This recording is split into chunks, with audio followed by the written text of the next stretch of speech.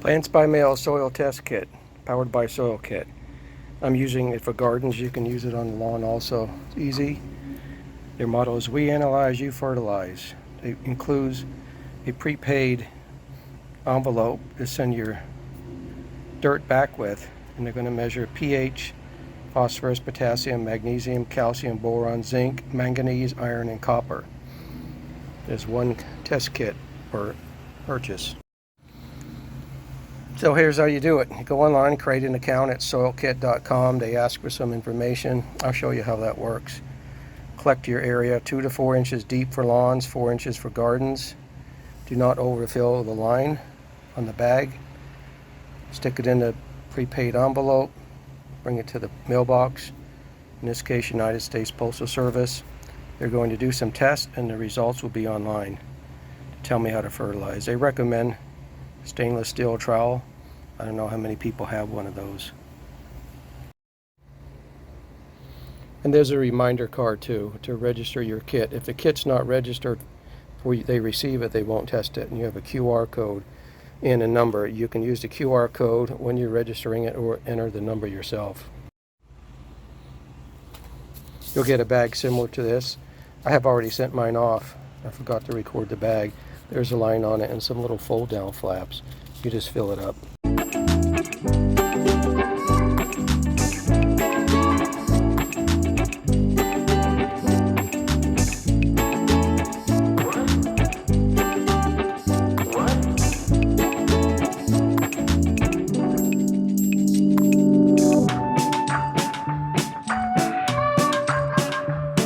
Get my soil sample from 4 beds.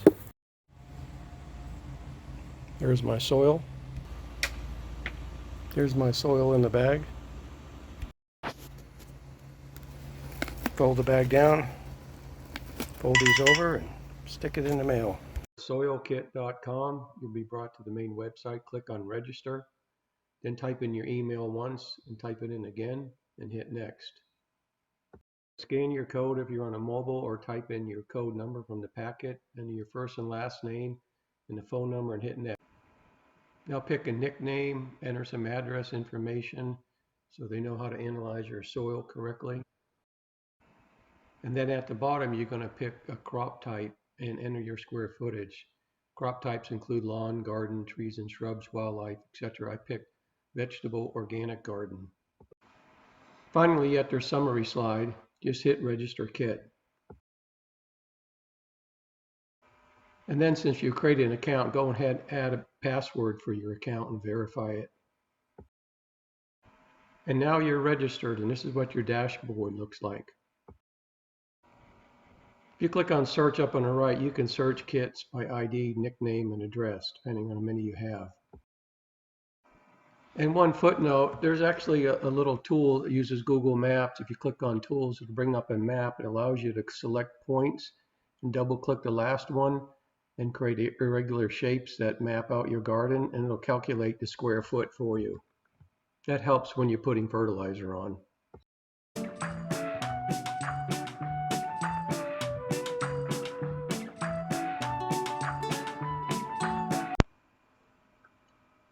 I received my results from my soil kit analysis. I go to my dashboard, I'll click view results.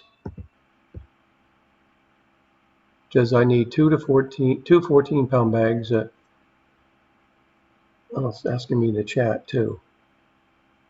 Nope, I don't want to do that.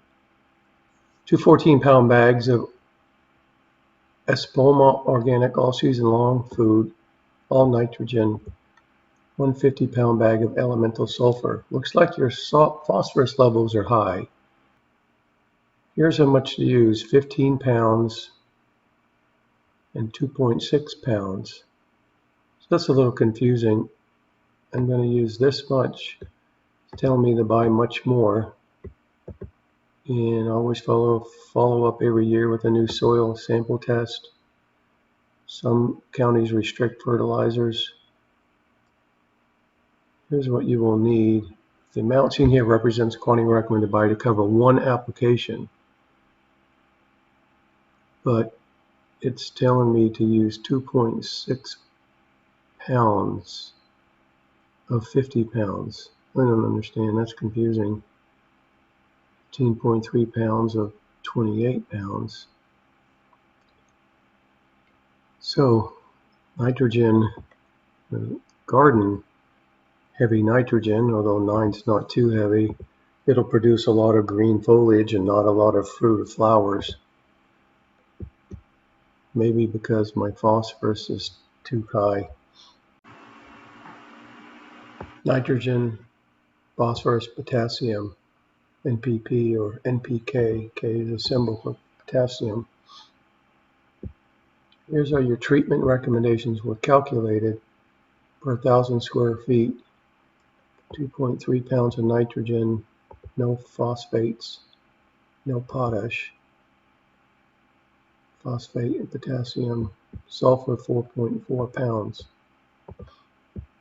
Tells me my pH, which neutral 7, it's okay. Buffer pH is how much the soil's ability to resist a pH change.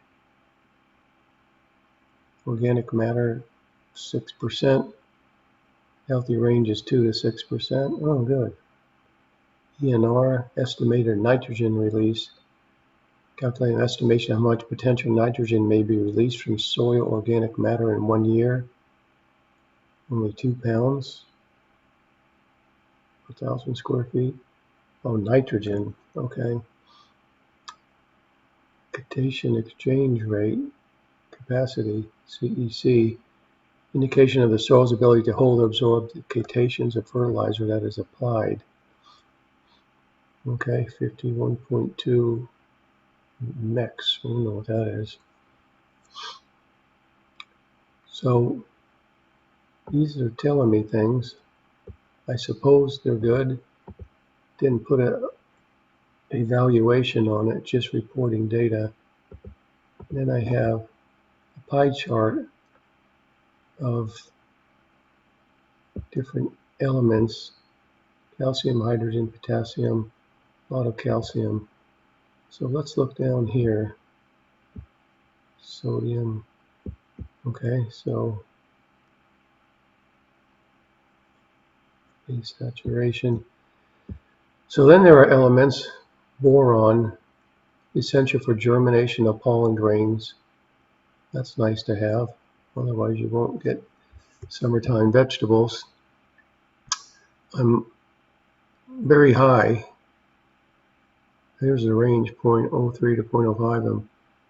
I don't know where that comes from. Calcium I have added is used in root system and leaf development. I'm very high. I'm way high. 32 of some unit. I'm 414 pounds per 1,000 square feet.